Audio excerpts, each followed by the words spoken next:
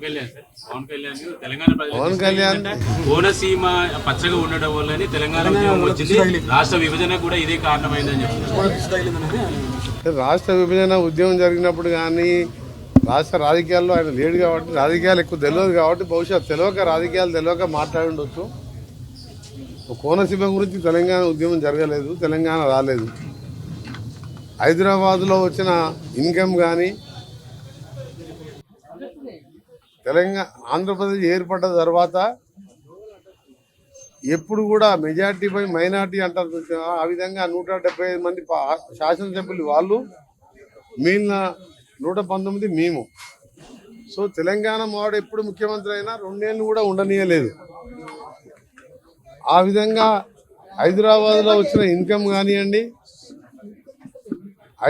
తెలంగాణ ప్రాంతానికి రావాల్సిన నిధులు, నీళ్లు, నియామకాలు అన్యాయం జరిగిందని చెప్పి ఉద్యమాలు జరిగి ఆ రోజు 369 మంది ప్రాణాలు పోయి మలిదశ ఉద్యమంలో 11 మంది చనిపోతే సోనియా గాంధీ చూడలేక తెలంగాణ నిజమైన డిమాండ్ ఇది, తెలంగాణని ఆంధ్ర పాలకులు ఎటు కూడా మెజార్టీ ఎమ్మెల్యేలు ఉన్నదని చెప్పి అన్యాయం చేస్తున్న అన్ని రంగాల్లో. ఉదాహరణకి ఒకటే చెప్తాం మీకు, నేను ఒక తెలంగాణ ఉద్యమకారునిగా, తెలంగాణ కోసం మంత్రి పదవి వదిలిపెట్టిన వ్యక్తిగా, నేను చిన్నప్పటికే ఎన్ఎస్వై యూత్ కాంగ్రెస్లో ఉన్నా, రాజశేఖర రెడ్డి అడ్డం పడ్డప్పుడు కూడా నేను ఎదురించిన కిరణ్ కుమార్ రెడ్డి గారు తెలంగాణ అడ్డం పడిన కూడా నేను తెలంగాణ కావాల్సిందని చెప్పిన వ్యక్తిని. ఆ రోజు మీరు చూసిండ్రు, ఒక హైదరాబాద్ తప్ప, హైదరాబాద్ అంటే ఇక్కడ అన్ని రాష్ట్రాల వాళ్ళు కాస్మోపాలిటన్ టౌన్, ఆంధ్ర పాటు అన్ని దేశంలో అన్ని పాటలు. కానీ ఒక్క సిటీ చెప్పండి, వరంగల్, నిజామాబాద్ కానీ అలాంటి పెద్ద పట్టణాలు కూడా కనీస సౌకర్యాలు, అండర్ గ్రౌండ్ డ్రైనేజ్ కానీ, ఇండస్ట్రీస్ కానీ ఎక్కడ లేకపోవడం. ఒకవైపు హైదరాబాద్లో వచ్చిన ఇన్కమ్తోని విజయవాడ, విశాఖపట్నం, కాకినాడ, రాజమండ్రి, కర్నూలు, కడప, మీరు ఒక్కొక్క సెంటర్ చూడండి ఆ విధంగా ఎట్లా డెవలప్ చేసుకున్న వాళ్ళు. ఆదాయం ఏమో హైదరాబాద్ది, అభివృద్ధి ఏమో ఆంధ్రాది. ఉద్యోగాలేమో వస్తే తెలంగాణకి అన్యాయం చేసి ఆంధ్ర వాళ్ళకి ఉద్యోగాలు ఇవ్వడం.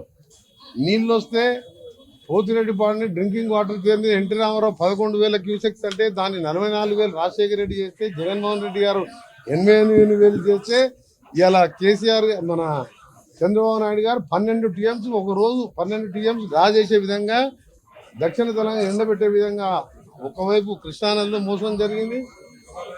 అక్కడ మనకట్టెల పేరు మళ్ళా మోసాలు జరుగుతున్నాయి. ఇవన్నీ జరగకూడదనే తెలంగాణ రాష్ట్రం ఏర్పాటు చేసింది.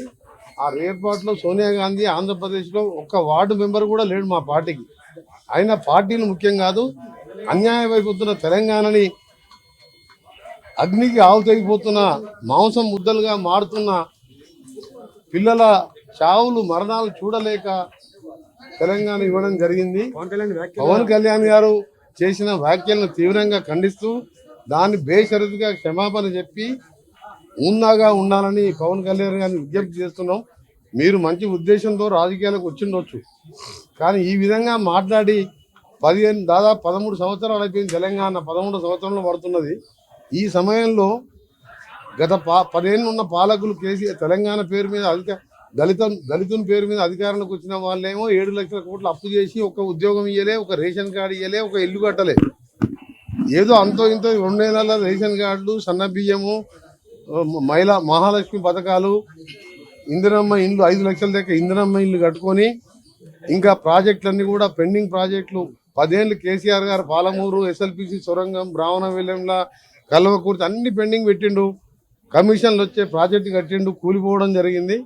ఇవన్నీ ఒక లైన్లో పెట్టుకుంటున్నాం మేము, ఇన్వెస్ట్మెంట్ తెచ్చుకుంటూ.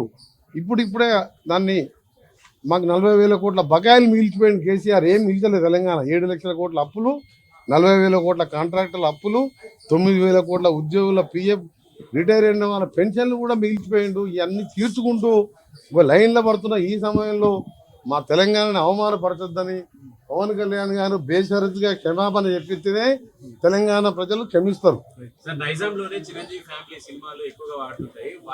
ఇక దానికి క్షమాపణ చెప్పకపోతే ఎవ్వరు కూడా, చిరంజీవి గారికి సంబంధం లేదు. చిరంజీవి ఇదే సూపర్ మ్యాన్, ఆయన ఎప్పుడు కూడా వివాదాలకు దూరంగా ఉంటారు.